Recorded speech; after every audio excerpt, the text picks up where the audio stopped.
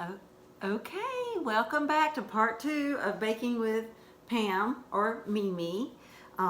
Since I have this video in my Reading with Mimi channel on YouTube, but anyway, maybe one day I'll record a baking with Mimi and have my grandbabies with me. Well, they're not really babies anymore. They're getting the twins are almost 2, and Riley's like a year and a half, and little Patton, he's gonna be 1 in August, so my 4 little grandbabies are getting to be big. But anyway, back to the reason for the video. So I just took my scones out of the oven, and see if you can see them. Don't they look, oh, don't want to drop them. Don't they look good? Yeah, I can't wait to eat them. I'm pretty sure I'm going to have to make more tomorrow for my neighbor. Anyway, I wanted to show y'all. You may already know this, but this is a trick I learned a long time ago about checking to make sure a scone was done. And it's like turning it over and tapping it. I don't know if y'all can hear that, but it's like a hollow sound. And so that's, plus I also like mine to be kind of a little crispy on the edges, a little brown. So you can see this one, I'll show you. So some people might not want it cooked that well, but that's the way I like it, so that's what I did. All right, so while they cool, because I'm gonna let them cool, I like to have them pretty cool before I put the glaze on them. Otherwise the glaze just runs right off. So while they cool, I'm gonna tell you about the glaze. So this is it. And all it is a cup of confectioner sugar and 3 tablespoons of freshly squeezed lemon juice. So the lemons that I grated to get the lemon zest off earlier, I squeezed them and got the lemon juice. And this is so good. This is, I love to drizzle this to on top of the scones, just to give it a little touch of sweetness, not too much. But anyway, so that's been sitting. I did this right after I put them in the oven, so it's been sitting for a little while so that the sugar will melt really well into the lemon juice. So put this over here for the next time. Well, for after they cool off. But in the meantime, I want to kind of go over some of the recipe with you, because I realized I kept saying put them in the freezer when I was finished at the end of the video. Put them in the fridge. I don't put them in the freezer. I guess you could, and you could put them in the freezer for a little while. In fact, you can freeze them overnight and different things like that as well, if you want to make them ahead of time and then bake them in the morning or something like that. But really, you just need to put them in the fridge after you have everything after you have them all prepared. Just chill them, get the butter cold again, not frozen. So I want to go over the list of ingredients real quick, because I was talking so fast. You may have missed something, but it's 2 cups of all-purpose flour, plus extra, for when you're using the putting it together and getting ready to cut the scones. 6 tablespoons of granulated sugar, 1 tablespoon of fresh lemon zest, 2½ teaspoons of baking powder, 1/2 teaspoon of salt, 1/2 cup or 1 stick of unsalted butter that's frozen, salted or unsalted, doesn't really matter. 1/2 cup of heavy whipping cream, plus a little bit more for brushing on top. But like I said, while I was doing my recipe, while I was mixing it all together, I start out with 1/2 cup, but I usually end up with almost a whole cup in order to get everything bound together. You also use 1 large egg and 1½ teaspoons of pure vanilla extract, a heaping cup of fresh or frozen blueberries. But like I said, fresh is very difficult to use, and I promise you that these they don't taste like they were ever frozen. They still taste just like fresh blueberries. So if I don't have them coming out every day in my blueberry bushes like I do right now, if I buy fresh ones at the store, I will freeze them before I use them. So that's a good tip. So anyway, and you also use that coarse sugar for the topping if you want.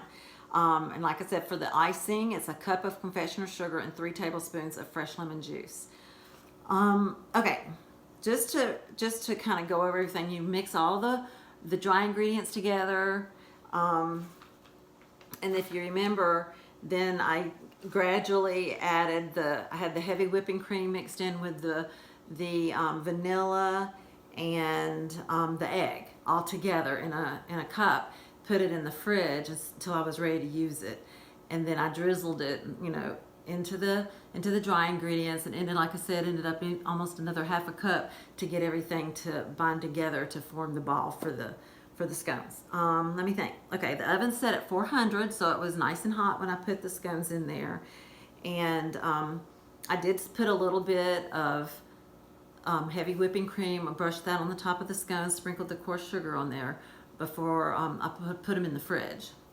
And they take, it says 22 to 25 minutes. It takes mine a little bit longer. Of course, that depends on your oven.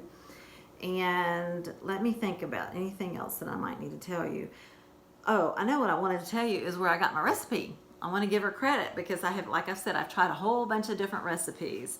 And it's got a lot of ingredients, but they're so easy to put together compared to some of the other recipes I've tried. It's Sally's Baking Edition. So thanks, Sally, for your recipe. And you can let's see, look it up on the internet. Sally's Baking Addiction. I was trying to see. Sally's bakingaddiction.com/glazed blueberry. I can't hardly read this tiny print. /glazed lemon blueberry scones. And that way you can find some helpful hints that she's got about what she recommends. A little different from the things that I use because I've made it so many times now. I've kind of tailored it to my preference. But I do like how she talks about how you can freeze the dough, you know, even after you cut them in wedges, you can freeze them on a plate or baking sheet for an hour, and then you can layer them into like bags and keep them in the freezer. So anyway, she gives you some more instructions about all that. I'm not going to sit here and read all that to you because you can look it up. But I think I'll go ahead, and they're still a little bit warm, but it's just so we can get this done. I'm gonna whisk the glaze a little bit more, and move this over here. You can't see, so I'm gonna lower my phone again. There you go. Kinda, whoops, you can kinda see. All right, I'm gonna get a spoon.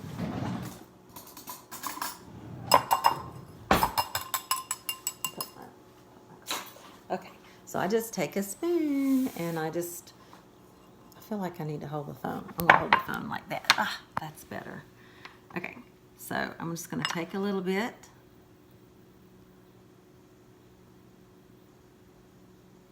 Do it like that. Depends on how much glaze you want. I don't like I said, I don't like a whole lot. I can see some people dipping their scone into the glaze.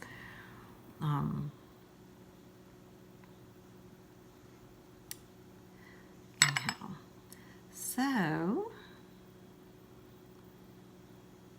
I'm not gonna sit here and make you watch me do them all, but I'm gonna put the phone back down, back up here.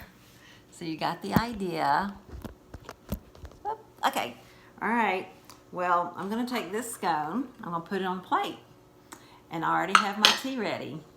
So I'm gonna go sit down and have some tea and scones. I hope you enjoy it, and I don't know how you would do that, but maybe there's a way you can let me know if you make this recipe. Hopefully you will enjoy it as much as I do, and hopefully my neighbor will enjoy theirs as well. All right, thanks for watching. See you next time.